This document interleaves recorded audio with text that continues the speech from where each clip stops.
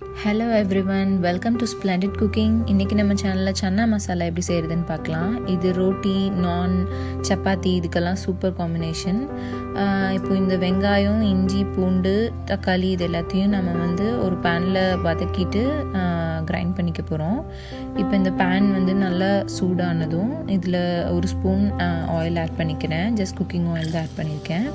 நல்லா சூடானதும் நம்ம கட் பண்ணி வச்சுருக்க ஜிஞ்சர், கார்லிக் அண்ட் ஆனியன் இந்த மூணையும் நான் ஆட் பண்ணிக்கிறேன். இப்போ பெரிய வெங்காயம் தான் யூஸ் பண்ணியிருக்கேன் இந்த ரெசிபிக்கு. இப்போது வெங்காயம் நல்லா வதங்கிறதுக்காக கொஞ்சம் சால்ட் ஆட் பண்ணிக்கிறேன். இப்போ நல்லா எண்ணெயில் வதக்கி விடுங்க. வெங்காயம் நல்லா வதங்கினோடனே இந்த மாதிரி ஒரு டிரான்ஸ்பரண்ட் கலரில் ஆகிடும். ஸோ இப்போ அது நல்லா வதங்கிடுச்சுன்னு அர்த்தம். இப்போ நான் தக்காளி ஆட் பண்ணிக்கிறேன். ஒரே தக்காளி தான் எடுத்திருக்கேன் இன்னைக்கு.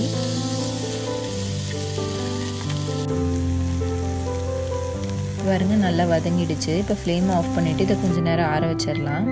எப்போவுமே ஆற வச்சு அரைங்க, சூடாக அரைச்சிங்கன்னா மேலே தெரிச்சிடும். இப்போ பிளெண்டரில் ட்ரான்ஸ்ஃபர் பண்ணிவிட்டு கொஞ்சமாக வாட்டர் ஆட் பண்ணி கிரைண்ட் பண்ணிட்டேன். ஸோ இப்போ ஒரு ஹாட் பேனில் நான் ஒரு ஸ்பூனுக்கும் கம்மியாக ஆயில் ஆட் பண்ணிக்கிறேன்.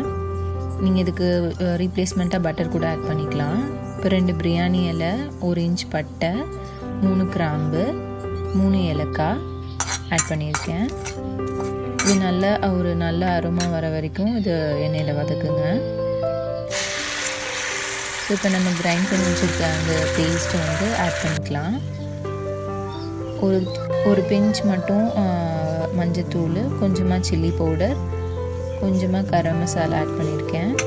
ஸோ இது எல்லாத்தையும் எண்ணெயிலேயே வதக்குங்க. ஸோ எடுத்தோடனே தண்ணி ஊற்றிடாதீங்க.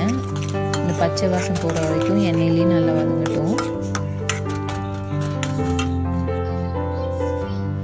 இப்போது அந்த ஜாரில் மீதி இருக்கிற அந்த பேஸ்ட்டையும் தண்ணியில் நல்லா எடுத்து ஊற்றிடுங்க. அது வேஸ்ட் பண்ணிடாதீங்க. இப்போ நல்லா ஒரு 2-3 கொதி வரட்டும். இப்போ கொஞ்சம் தேவையான சால்ட்டு டேஸ்ட்டுக்கு நமக்கு எப்படி சால்ட் தேவையோ ஆட் பண்ணிட்டேன். இது நைட்டு ஊற வச்சு சுண்டலுங்க, வேக வச்சுருக்கேன். பாருங்கள் எப்படி வெந்திருக்குன்னு. இப்போ 2-3 கொதி வந்துடுச்சு. இப்போ சன்னாவே ஆட் பண்ணிக்கிறேன். இந்த சன்னாவில் நிறையா ஹெல்த் பெனிஃபிட்ஸ் இருக்குங்க. Cholesterol, diabetics and weight loss இதுக்கெல்லாம் ரொம்ப யூஸ்ஃபுல்லாக இருக்கும். இது ரிச் இன் ஃபைபர். இதில் கொஞ்சமாக இது ஆட் பண்ணிக்கிறேன். சுகரும் கொஞ்சம் பட்டரும் ஆட் பண்ணிக்கிறேன். சுகர் நம்ம அந்த டொமேட்டோ ஜாஸ்தியாக ஆயிடுச்சுன்னா கொஞ்சமாக சுகர் ஆட் பண்ணிட்டிங்கன்னா கொஞ்சம் பேலன்ஸ் ஆகிக்கும். இப்போ ஒரு 2 to 3 minutes இது அப்படியே இருக்கட்டும். அவ்வளோதாங்க, நம்ம சுவையான சன்னா மசாலா ரெடி ஆகிடுச்சு. இதை ட்ரை பண்ணி பார்த்துட்டு உங்கள் கமெண்ட்ஸ் எனக்கு சொல்லுங்கள். இந்த வீடியோ பிடிச்சிருந்தா லைக் பண்ணுங்கள், என் சேனலை சப்ஸ்கிரைப் பண்ணுங்கள். தேங்க்ஸ் ஃபார் வாட்சிங். பாய்.